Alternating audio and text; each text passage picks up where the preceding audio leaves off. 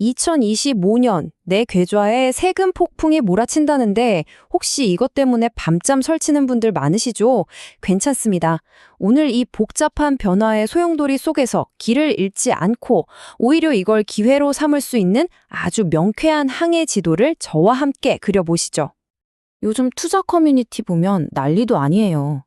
해외 ETF 이제 끝물 아니냐? 지금이라도 다 팔아야 하나? 이런 불안한 목소리가 정말 많더라고요. 진짜 그 즐거웠던 파티, 이제 끝난 걸까요? 결론부터 딱 말씀드릴게요. 파티는 끝나지 않았습니다. 그냥 게임의 규칙이 아주 살짝 바뀌었을 뿐이에요. 네, 맞습니다. 2025년부터는 투자의 규칙, 특히 이 세금에 대한 규칙이 꽤 크게 바뀌는 건 사실이에요. 하지만 여러분, 변화는 위기가 아니라 새로운 전략을 세울 기회인 거 아시죠? 그러니까 지금부터 뭐가 어떻게 바뀌는지 명확하게 이해하는 게 가장 중요합니다. 자, 그럼 본격적으로 한번 뛰어들어 볼까요? 마치 폭풍우처럼 다가오는 2025년 세금 개편, 그 핵심만 쏙쏙 뽑아서 같이 파헤쳐 보겠습니다. 우리가 알아야 할 핵심 변경점은요, 아주 간단해요. 딱 두 가지입니다.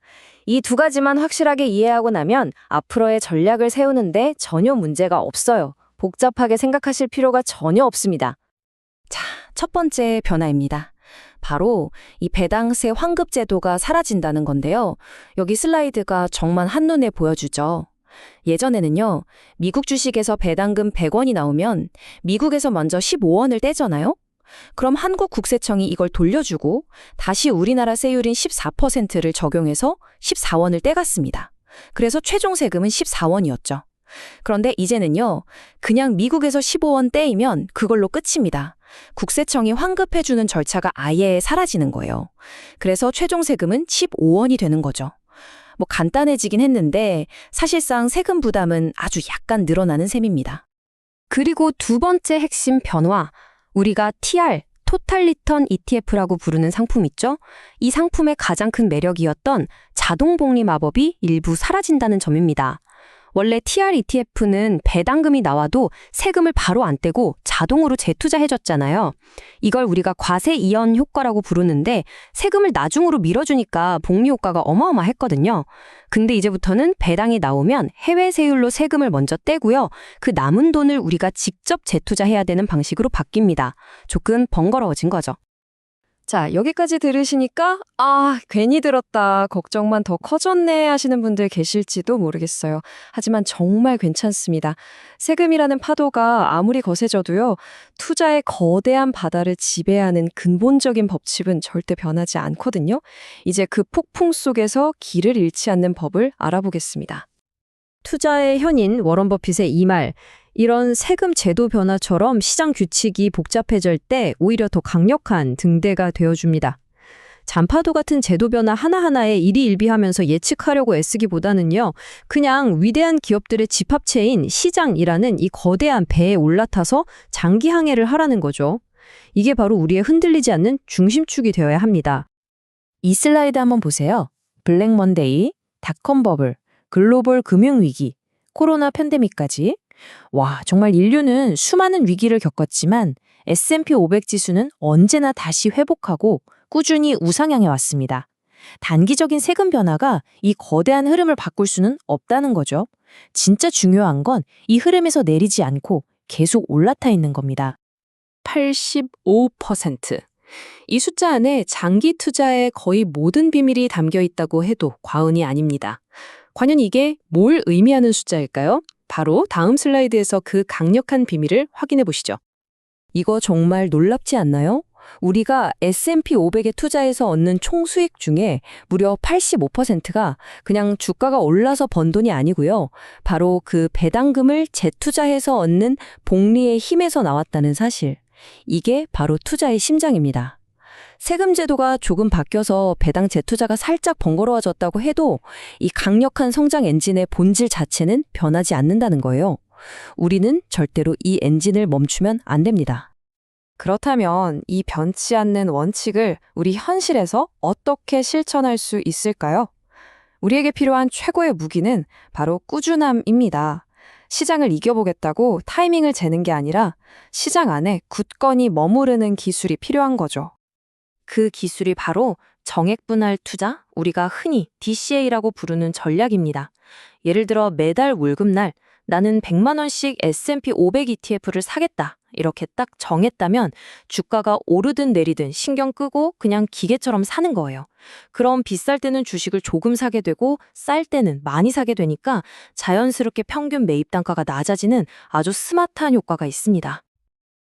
이 그래프는 정말 재밌어요. 여기 4명의 투자자가 있습니다. A는 매년 시장의 최저점에서만 투자하는 신적인 존재예요. 사실상 불가능하죠? C는 남들 다 살 때 뒤늦게 따라 사는 군중 투자자고요. D는 그냥 아무것도 안 하고 현금만 들고 있는 투자자입니다. 그리고 B가 바로 우리, 꾸준히 정액분할 투자를 한 투자자예요. 자, 결과를 한번 보세요. 신이 아닌 이상 꾸준히 투자한 B가 가장 현실적이면서도 훌륭한 성과를 냅니다. 아무것도 안 한 D의 기회비용은 처참하죠. 그런데 이 정액분할 투자, DCA가 왜 이렇게 강력한 힘을 발휘할까요? 이건 단순히 금융기술의 문제가 아니에요. 바로 우리의 심리를 지켜주는 역할을 하기 때문입니다. 사실 우리 머릿속에는 투자를 망치는 아주 교활한 적들이 숨어 있거든요. 남들 따라서 꼭대기에서 사고, 이게 군중행동, 하락의 고통을 못 이겨서 바닥에서 팔아버리고, 이게 손실 회피, 결국 아무것도 못하는 이게 후회 회피, 바로 그 감정들이요. 정액분할 투자는 이 모든 감정의 공격으로부터 우리를 지켜주는 가장 튼튼한 심리적인 방패가 되어줍니다. 왜냐하면 생각 없이 그냥 계획대로만 행동하게 만드니까요. 자, 이제 이론은 충분히 알았으니 실전으로 가봐야겠죠? 2025년이라는 새로운 바다를 항해하기 위한 구체적인 3단계 액션 플랜을 딱 정리해드립니다. 자, 여러분의 새로운 항해 차트입니다. 딱 3가지만 기억하시면 돼요. 첫째, 포트폴리오의 방향을 배당보다는 성장으로 맞추세요. 배당의 매력이 조금 줄었으니까 S&P 500이나 나스닥 100처럼 시세 차익을 크게 노릴 수 있는 지수 추종 ETF에 더 집중하는 게 유리하다는 거죠. 둘째, 내 절세 계좌를 한번 점검해 보세요. 연금저축이나 IRP 계좌에 고배당 ETF 비중이 너무 높다면 이참에 비중을 살짝 조절하는 리밸런싱을 고려해 볼 만합니다. 그리고 마지막, 이게 제일 중요합니다. 절대 패닉에 빠지지 마세요.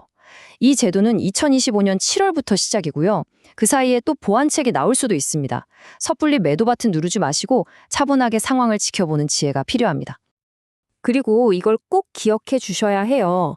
이번 개편에도 불구하고 연금 계좌의 가장 핵심적인 장점, 즉 운용 중에 수익이 나도 세금을 안 떼고 나중으로 밀어주는 과세 이연 효과, 그리고 나중에 연금으로 받을 때 낮은 세율을 적용받는 혜택, 이건 그대로 유지됩니다. 그러니까 연금 계좌는 여전히 최고의 절세 도구라는 사실 잊지 마세요. 결국 투자의 성공은요, 완벽한 타이밍을 잡는 게 아닙니다. 꾸준함이라는 무기를 들고 얼마나 오랫동안 이 시장에 머무느냐, 바로 그 시간에 달려 있습니다. 이번 세금 개편이 이 본질을 바꾸지는 못합니다. 끊임없이 변하는 시장의 변덕과 제도의 변화, 그리고 그 모든 것을 이겨낼 여러분의 굳건한 원칙, 과연 무엇이 더 강할까요? 정답은 여러분 안에 있습니다. 오늘 저의 이야기가 여러분의 그 원칙을 다지는 데 작은 등대가 되었기를 바랍니다. 성공적인 항해를 응원하겠습니다.